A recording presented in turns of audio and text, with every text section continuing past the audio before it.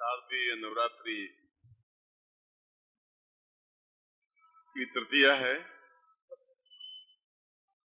और अपने आप में एक विशेष दिवस है, एक विशेष पर्व है, एक विशेष त्योहार है। इसलिए कि नवरात्रि का प्रत्येक दिन अपने आप में अनुष्ठान करने वालों के लिए, साधना करने वालों के लिए पर्व की समान ही होता है। यदि वे पूर्ण निष्ठा, पूर्ण विधि विधान के साथ साधना संपन्न करते हैं, पूजा करते हैं, अर्चन करते हैं, तो निश्चय ही फलप्रद होता ही है। स्वयं वेदों में ऐसे सैकड़ों उदाहरण हैं, ऐसे सैकड़ों मंत्र हैं जिनमें बताया गया है कि निष्ठा और विश्वास, श्रद्धा और समर्पण, ये चार आधार हैं और इन चार आधारों के आधार पर, इनको लेकर के यदि हम प्रयोग, पूजा, साधना किसी भी देवता की संपन्न करते हैं तो हमारे जीवन के सारे मनोरथ पूर्ण होते ही हैं। इसलिए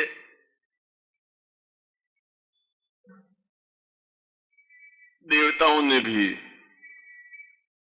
यजुर्वेद में भगवती लक्ष्मी की आराधना करते हुए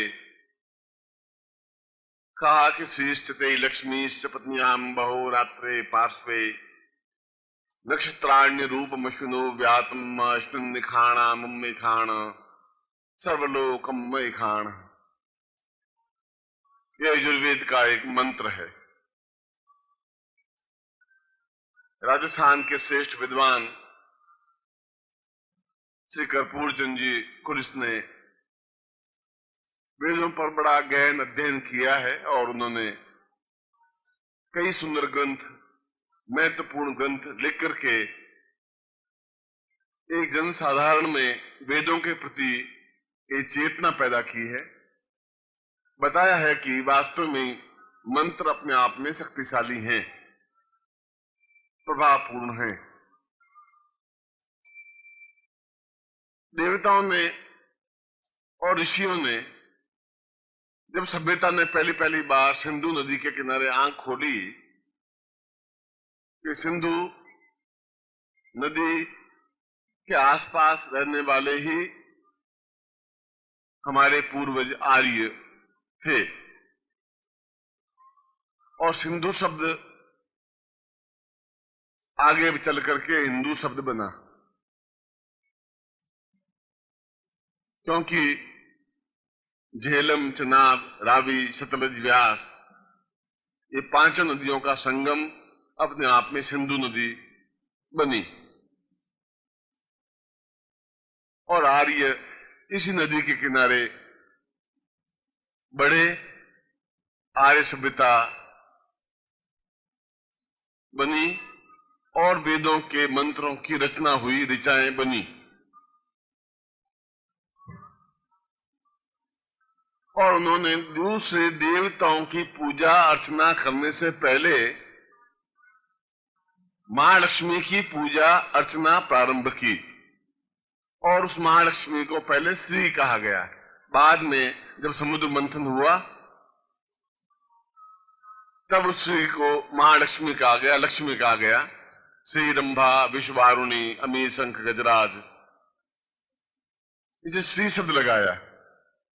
श्री का तात्पर्य है लक्ष्मी, लक्ष्मी का तात्पर्य है जीवन, दरिद्रता का विनाश।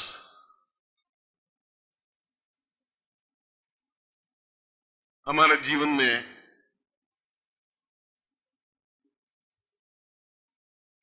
गरीबी हो सकती है, दरिद्रता हो सकती है इसलिए है कि ज्योतिष इस बात को आपका पंचांग, आपकी जन्मपत्री, आपका हाथ देख करके बता सकता है कि आपके जीवन में धनाढ्य बनने का योग नहीं है। करोड़पति बनना एक अलग बात है, मगर जीवन में इतना धन तो मिले जिससे कि हमें किसी के सामने हाथ नहीं पसारना पड़े, हम गरीबी का जीवन नहीं जिए, हम दरिद्री जीवन नहीं जिए, हम दान दे सके, हम अच्छे कार्य कर सके, हम जो कुछ जीवन में इच्छाएं हैं उन इच्छाओं की पूर्ति कर सके। इसीलिए देवताओं ने इस बात को स्वीकार किया कि हमारे जीवन का आधार लक्ष्मी है, हमारे जीवन का मूल चिंतन लक्ष्मी है। इस लक्ष्मी अपने आप में कोई असभ्यता का सूचक नहीं है, गरीब होना अपने आप में कोई महानता नहीं है। और हमारे कोई भी ऋषि मुनि, योगी, यति, सन्यासी, वशिष्ठ, विश्वामित्र, अत्रि, कणाद, पुलस्त्य कोई गरीब नहीं था। उनके आश्रमों में हजारों गायें थी, लाखों गायें थी,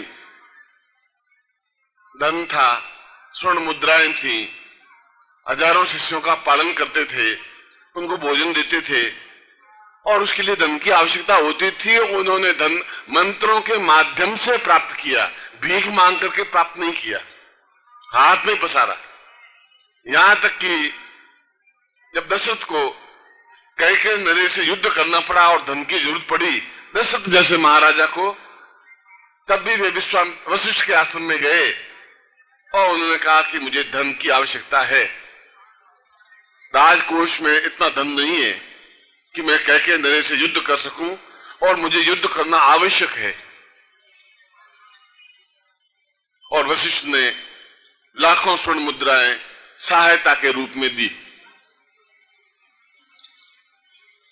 राजा से भी उच्चतर स्थिति ऋषियों की थी।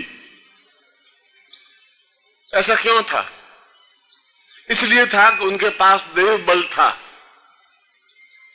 वे प्रजा से धन वसूल करते थे राजा लोग, मगर वे देवताओं से धन प्राप्त करते थे, मंत्रों के माध्यम से धन प्राप्त करते थे।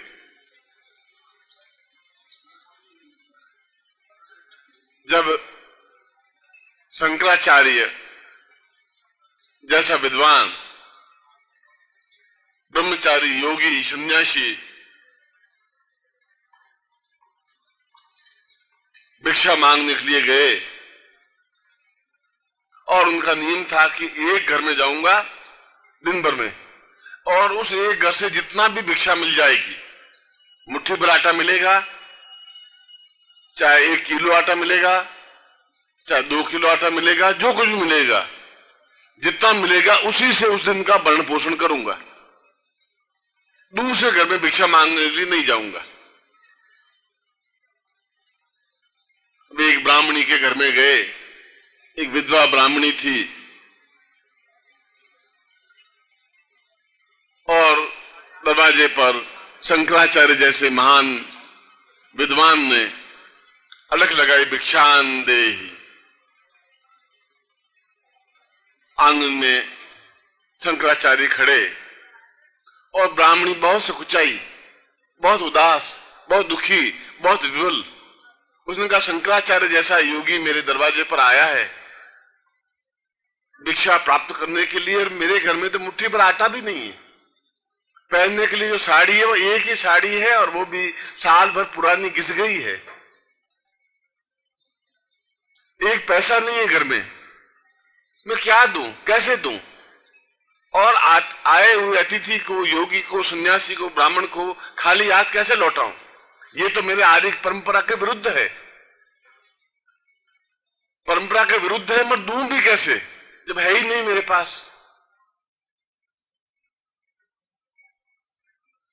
शंकराचार्य 2 क्षण, 3 क्षण, 5 मिनट खड़े रहे।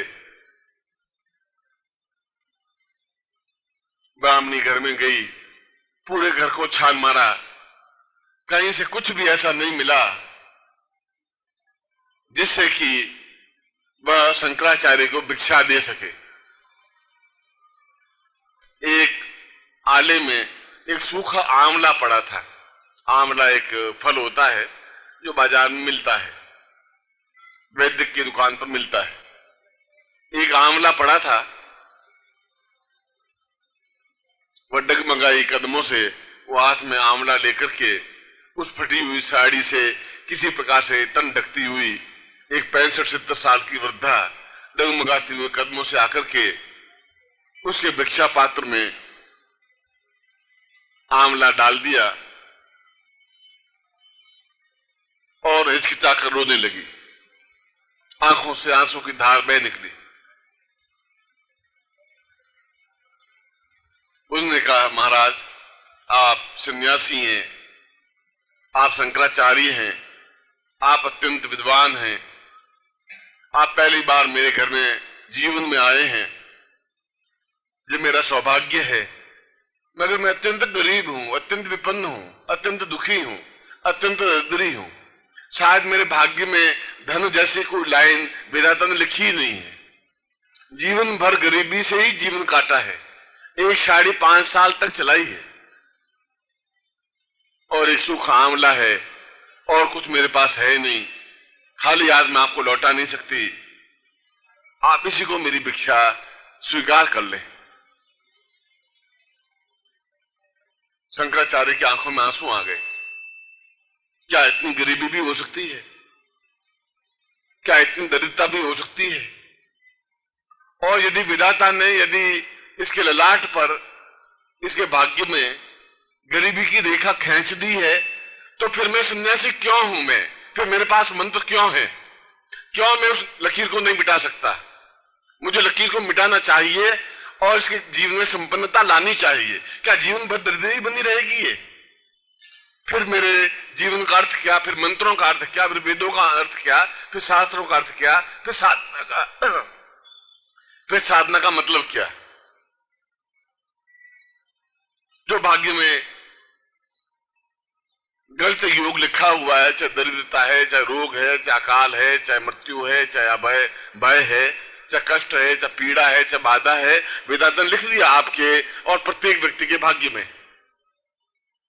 वह भाग्य लेकर के आप पैदा हुए, बड़े हुए। क्या कोई युक्ति नहीं है? क्या उसी को भोगना ही है? फिर भोगना ही है तो आपको यहां एकत्र होने की जरूरत भी नहीं है, मेरी जरूरत भी नहीं है, फिर शंकराचार्य की भी जरूरत नहीं थी, फिर मंत्रों की भी जरूरत भी नहीं थी। जो भोगना है तो फिर भोगना ही है। फिर ये सब प्रयत्न, ये सब मंत्र क्यों है? फिर क्यों करें हम? फायदा भी क्या इससे? जब जीवन दुख लिखा है तो दुख भोगना ही है, जब गरीबी लिखी है तो गरीबी भोगनी ही है। और वहीं पर शंकराचार्य ने आंगन में खड़े खड़े ही एक स्तोत्र रचना की। उस स्तोत्र का नाम है कनकधारा स्तोत्र। आप में से कई लोगों ने पढ़ा होगा, देखा होगा, और मंत्र तंत्र यंत्र पत्रिका में हमने पूरा प्रकाशित किया है। और खड़े खड़े ही उन्होंने उस कनकधारा स्तोत्र की रचना की। और जो ही वह कनकधारा स्तोत्र पूरा पढ़ा और त्यों ही स्वर्ण की वर्षा प्रारंभ हुई उस आंगन में।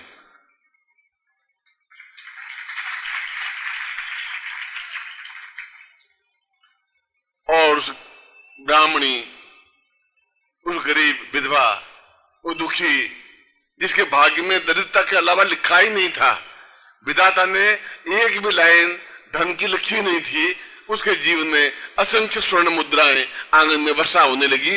इसलिए उसका नाम कनक, कनक माने सोना, कनक धारा स्तोत्र पड़ा।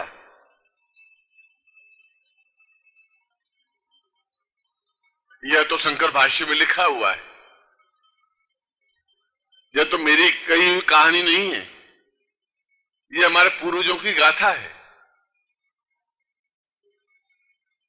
जब विश्वामित्र जैसा उद्धर्ष ऋषि, तेजस्वी ऋषि, प्रचंड ऋषि, जिन्होंने वेदों मंत्रों की रचना की, और अत्यंत गरीब, इतना गरीब खेत में से जब फसल काट करके किसान चला जाता था, जब खेत सूख जाता था, तब वहां से दाने चुन चुन करके एकत्र करके मुट्ठी या 2 मुट्ठी आता था, तो उसको पीस करके फाकी मार करके पानी पी लेता था और जीवन यापन करता था। इससे ज्यादा गरीबी नहीं हो सकती। और एक दिन विश्वामित्र को विचार आया, यह क्या जीवन है, ऐसा जीवन जीने से फायदा भी क्या है, यह तो मृत्यु है। मृत्यु तो एक बार आती है और आदमी को हमेशा के लिए समाप्त कर देती है, मरे समाप्त हुए। यह तो रोज की मृत्यु है। रोज सुबह पैदा होते हैं, रोज शाम को मरते हैं। सुबह पैदा होते हैं कि चलो आज कुछ ठीक होगा, फिर दिन में वापस मृत्यु होती है। कभी बेटा कहता है कि मुझे ड्रेस चाहिए स्कूल की, और हम हाथ मिलते हुए रह जाते हैं कि कैसे व्यवस्था करूं।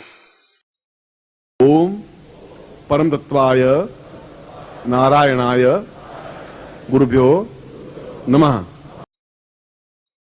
ओम ह्रीं मम प्राण देह रोम प्रतिरोम चैतन्य जाग्रय ह्रीं ओम नमः। ओम भूर्भुवः स्वः तत्सवितुर्वरेण्यं भर्गो देवस्य धीमहि धियो यो नः प्रचोदयात्।